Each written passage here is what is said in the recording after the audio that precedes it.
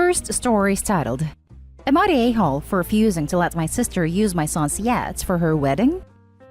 My son Thomas passed away a year ago at the age of 25. He was such a sweet soul. He was kind and sympathetic.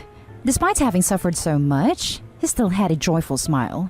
He wanted to be an engineer, but unfortunately he couldn't continue his education. He was involved in a car accident and had a severe injury and became paralyzed. I did everything I could to help him regain his life, but what happened was devastating. We were spending time at the hospital while my family were getting together celebrating birthdays/weddings, etc., and excluded me and Thomas. I asked them to show up, at least show emotional support to Thomas, but they didn't visit. I took Thomas home and I became his primary caregiver. I found that Thomas was home 24/7 with no family visiting us, even on holidays. Every time I complained, my sister would suggest I put Thomas in home care. Eventually, I stopped begging them to visit and include Thomas in their events and check in on him. They treated Thomas like he was dead. He suffered from anemia. It affected his heart function and his health was getting worse. 4 months before he passed away, I decided to achieve at least one goal he had in his mind. He always wanted to get his own yacht and wanted to buy it himself. I sold a land I had for 5 years and I bought a yacht. I told him that it was his. He was overjoyed. We started spending most of his time there, on weekends and on holidays, till he suddenly passed away, and it was devastating. I couldn't visit the yacht till 6 months after his passing, as this is where I remember him the most. My family visited, made Facebook tributes, hanged pictures of him, and visited his grave. I was still upset with them, and I kept my distance. But last week, my mother and sister were visiting and asked if they could use my son's yacht for my sister's wedding this summer. I declined, but they talked about how expensive it is to rent a yacht and that mine was perfect. I corrected my sister, told her that's Thomas's yacht. Thomas, who they refused to visit and comfort during his dark times. My sister denied all that and said she didn't come to talk about the past, and that as her brother I should help out. I argued with her and my mother after they said I was declining out of spite and called me selfish to punish them for Thomas' death. My brother said I was wrong because the family is keeping his memory alive by talking about him and that I should get therapy, otherwise I'll be causing people to cut me out. Now for the top comments. OP, if they did not visit once while he had all this, say, fine, you can use his yacht as many times you've visited him during that time. Not a hall, by the way. This, not a hole. So sorry you're dealing with this. Not a hole for this. Very sorry for your loss. But you might benefit from therapy for you, not to appease your family.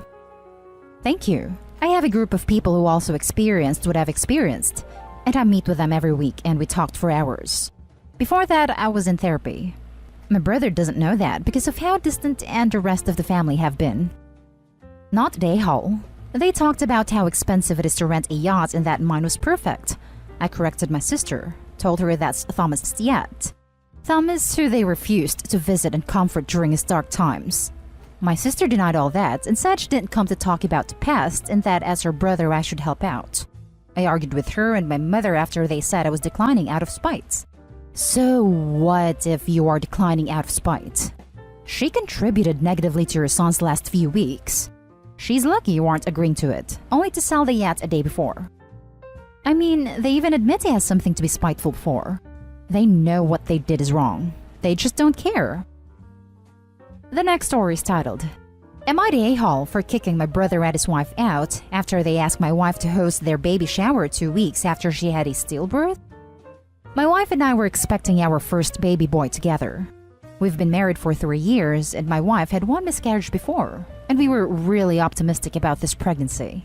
But the unexpected happened and my wife had a stillbirth 2 weeks ago. It all happened so fast. We thought we planned for everything, but all that was unexpected. We were devastated to say the least. We haven't gone out nor talked to anyone during these times. My mom and family visit to check on us. They bring meals, books, and they ask how we're doing every day. Yesterday, my brother and his wife were visiting as well. His wife's pregnant with their second, and the moment they sat down, she started talking about her baby shower. My wife and I were getting uncomfortable as she went on about what they're going to do. My mom was sitting there when my brother's wife looked at me and my wife and asked my wife if she's willing to host her baby shower party. We were stunned. My wife almost cried while my brother just sat there, arms folded, and smiled at us. His wife said no one is available, so she asked my wife to do it, and that I'll be nice for her to change the mood. I immediately lashed out on her and told her to stop because she was acting selfish and inconsiderate of what we're going through. She played dumb as I reminded her that we just lost our son and asked how could she possibly think it's okay to even ask something like that. My brother told me to calm down, but I lost my temper. My wife went inside a room and I kept telling them what an insensitive request my sister-in-law just made. Shockingly, no one thought it was a big deal. We got into an argument and my brother blew up when his wife started crying. I told them to leave and my mom didn't like that I was yelling at them and lashing out. After they left, my mom reminded me that they're the ones sending meals and checking on me and my wife. She berated me for half an hour and told me to wait till they come down and apologize because I was out of line with how I behaved. I haven't talked to them. My dad says whatever happens, I shouldn't treat them like that and that my anger was misplaced and I hurt the people around me, which was unacceptable. Two things to point out. I'm not sure about them lacking intelligence because they're both intelligent enough to obtain a degree. My sister-in-law is a school secretary and my brother is a dentist. Also, I really thought my wife's family were worse because they wanted to have some of our baby's things to take with them before leaving town after they came. We're in low contact with them. Now for the top comments. Not a-hole. First of all, I'm sorry for your loss. I hope you guys are getting okay. Secondly, literally reading that filled me with anger on your behalf. How insensitive and selfish can you be? Also, seriously? Planning a baby shower will change your wife's mood? She's not upset because she banged her toe. She lost a baby. Your wife was almost crying and they still didn't stop? You were well justified. This is perfect. I'm livid just reading the post. Sister-in-law and brother are truly horrible people. I genuinely can't think of exactly what thought process led them to think this is a reasonable request. After they left, my mom reminded me that they're the ones sending meals and checking on me and my wife. Yeah, and now you know why. Not out of love, but out of attempting to buy compliance through indebtedness and guilt. You don't owe them a damn thing. There was no way in hell any reasonably adjusted person would be that tone deaf. That was malicious, and I admire your restraint. Not a-hole. Yeah, I felt awful after my mom told me that. She managed to make me feel as if I created this terrible situation. Not a-hole. Forget them for now and talk to people who love and support you. Not a-hole. Your sister-in-law is tacky as hell and completely oblivious to decency and social norms. Your mom as well, and fortunately. Your brother should have told her to shut the F up about her baby shower. You protected your wife as best you could, considering the circumstances. Sending people aid when they're having a crisis does not give you the right to treat them like robot slaves. The next story is titled, Would I be the a-hole if I told my mom that suing would be pointless even though it means a lot to her? I feel like an a-hole even thinking about this, but I also feel she needs some hard truth. When me, 25 male, and my sister, 27 female, were 9 and 11, my mom had a baby, our sister. She lived for 6 weeks before passing away from SIDS. As most can imagine, my mom was never the same since. The same day our sister passed away, CPS stepped in and removed me and my sister from the home. I didn't know why at the time, but she was awarded custody of us 2 years later. During this time, my sister, who was placed in a different home, was dealt a horrible hand, which I can't explain here. But because of this, when she was released into my mom's care, she was just broken. Started drinking heavily at 13, dropped out of school, etc. Mom refused to get her into therapy for help because I dealt with the death of a child and worked through it myself, so you can work through this yourself too. My sister never went into full detail about the events she was faced with, thank God, because that probably would have landed me in jail. Anyways, my mom spoke of suing DHHS for years following that. Went to law school to become a lawyer to better her case and everything. 8 months ago, she put in the paperwork to sue DHHS for taking us back then.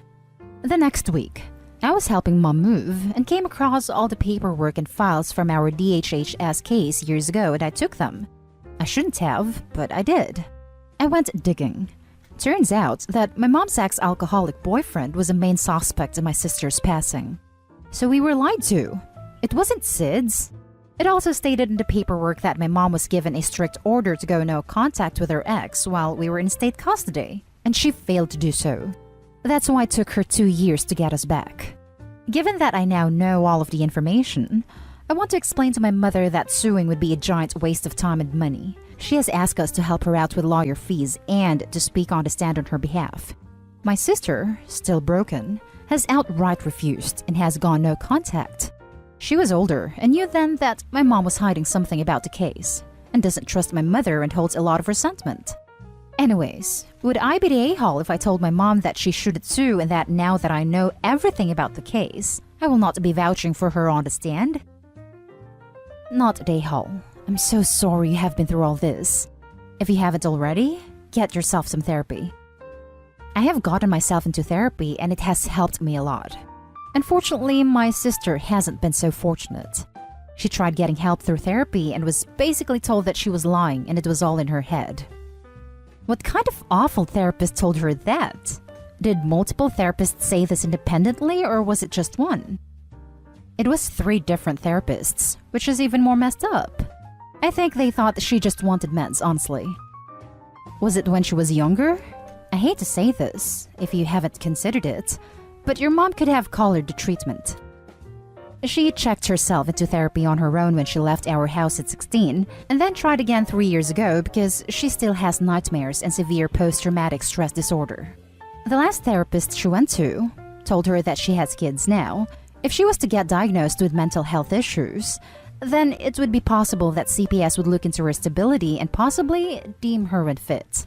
She immediately pretended to be okay and took herself out of therapy because of that one comment. She won't go back. Not at a-hole. As much as your mom tries to play herself as the victim, she's at fault. She lied to you. She contacted her presumably dangerous boyfriend when she was ordered not to, and maybe most importantly, she denied therapy for your sister. Mom refused to get her into therapy for help because I dealt with the death of a child and worked through it myself, so you can work through this yourself too. That's appalling and shows your mom's true character. How selfish and a crap human does someone have to be to say something like that to her clearly traumatized and hurt daughter? It sounds like the "she was never the same since" is something she wants you to believe so as to use it as an excuse whenever she screws up / mistreats you. Now for the last story. Am I the a-hole for telling my mom I will never be in her stepson's kid's life? My mom and stepdad married when I was 6 and his son was 9. We have never been close and he has never cared for a relationship with me. From the ages of 8 to 15, we fought like crazy and he made the fact we'll never be family clear to me. He also doesn't like my mom or our extended family. He has not said a single word to me in almost a decade and I'm fine with it. He invited me to his wedding because of the pressure from his dad, but did not speak to me. Neither did his wife. I actually didn't want to go, but my parents were really hoping it would bring some good, so I went for them. But after that, he decided that from then on I would not be included in anything regardless of whether his dad wanted him to include me. He and his wife had a baby recently and there is a small celebration planned. I am not invited, but my mom wanted me to send a gift anyway. I told her that wasn't going to happen. She said it would show me attempting to be a good aunt. I told her I will never be his kid's aunt, and that I am not part of his family and he is not part of mine. That I understood it was hard for her and my stepdad to see us not getting along, but he has made his feelings clear and I have no interest in forming a relationship with this child. I told her that child will always be a stranger to me. And it's okay if they have emotions about that, but they can't change things. Because the lack of relationship is a fact by now, and not something that will change. She was upset and told me I should still care because I am an aunt. Whether he likes it or not, and whether I like it or not. She said we are family, and we lived as siblings for a large part of our life. My mom told me to consider my actions, and now I'm wondering if she is right in any way.